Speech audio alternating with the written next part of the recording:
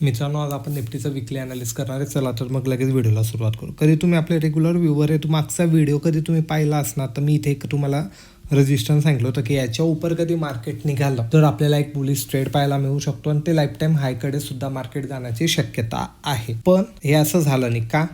दोन रिझल्ट आहे. बँकेचे रिझल्ट आले होते, पण त्याचबरोबर ग्लोबल न्यूज पण आपल्याला इथे निगेटिव्ह पाहायला मिळाल्या आणि युद्ध परत ॲग्रेसिव्ह प्रकारे भडकलं आणि क्रूड आपलं वाढताना दिसलं आणि क्रूड आत्ता करंटली 100ला पण टच करून जवळपास त्याच रेंजमध्ये फिरते 2 पॉईंट वरती खाली. क्रूड आता परत खाली येत नाही तोपर्यंत परत आपलं मार्केट वर जाणार नाही. सिमिलर मागे जी स्ट्रॅटर्जी होती तीच आपल्याला यूज करायची. क्रूड आता जवळपास 95च्या खाली येत नाही तोपर्यंत थोडं मार्केट बुलिश होणार आणि 90 वगैरेच्या खाली जात नाही तोपर्यंत आपल्याला इथून मार्केट बुलिश होताना दिसणार नाही.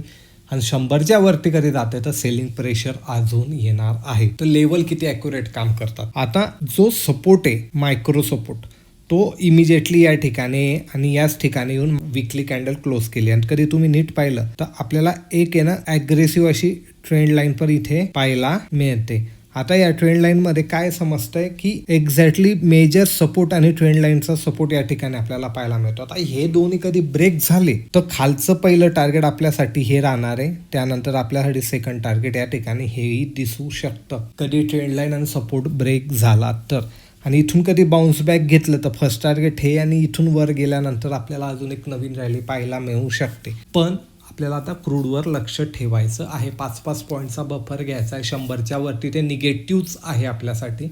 100च्या खाली 5-5 पॉईंटने कधी पडताना दिसतंय तर हे आपल्यासाठी पॉझिटिव्ह असणार आहे. आपण आता वन डेच्या चार्ट पॅटर्नवर जाऊयात. वन डेच्या चार्ट पॅटर्नवर आल्यावर पण आपल्यासाठी सिमिलरच रेंज आहे मित्रांनो. पण वन डेच्या चार्ट पॅटर्नवर एक मेजर सपोर्ट ब्रेक केलेला आहे मार्केटने. कधी तुम्ही इथे पाहिलं तर इथे सपोर्ट घेतला होता, याला ब्रेक केलं, परत याच्यावरती गेलं, परत ब्रेक केलं, पण परत वर आल्यानंतर इथे सपोर्ट घेतला, इथे घेतला, इथे घेतला, इथे घेतला, इथे घेतला होता मागच्या वीकमध्ये आणि आता त्याला या वीकमध्ये आपल्याला ब्रेक करताना वन डेच्या चार्ट वर दिसतं आहे. आता हा जो ब्रेक केलेला आहे तर हा इमिजिएटली इथून रिव्हर्स होऊन जायला हवा. मग हे रिव्हर्स झालं म्हणजे ने काय केलं, बेअर ट्रॅप केला, म्हणजे मार्केट पूर्ण बेरीज दाखवला आणि रिव्हर्सल होऊन गेला. तर मग इथून मार्केट अजून वरती जाऊ शकतं. तर हे मेन आहे.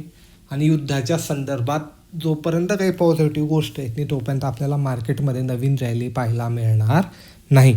आता आपल्या इंट्राडेच्या लेवल काय असेल त्याच्यासाठी आपल्याला 15 मिनिटाच्या चार्ट पॅटर्नवर जावं लागेल. 15 मिनिटाच्या चार्ट पॅटर्नवर सर्वात पहिले हा एक सपोर्ट आपल्याला आहे की जो शुक्रवारी मार्केटने घेतला होता. आता पुढचे सपोर्ट काढण्यासाठी थोडंसं चार्टवर मागे जावं लागेल. मागे आल्यानंतर पुढचा सपोर्ट आपल्यासाठी या ठिकाणी हा असणार आहे.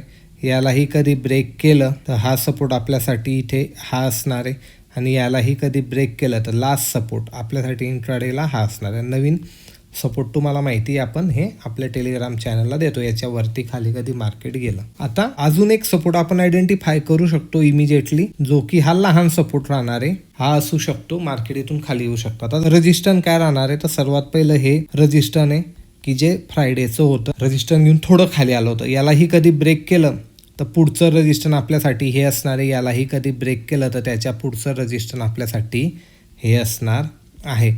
आता यांनाही कधी ब्रेक केलं मित्रांनो तर आपल्यासाठी हे एक रजिस्टन असणार आहे.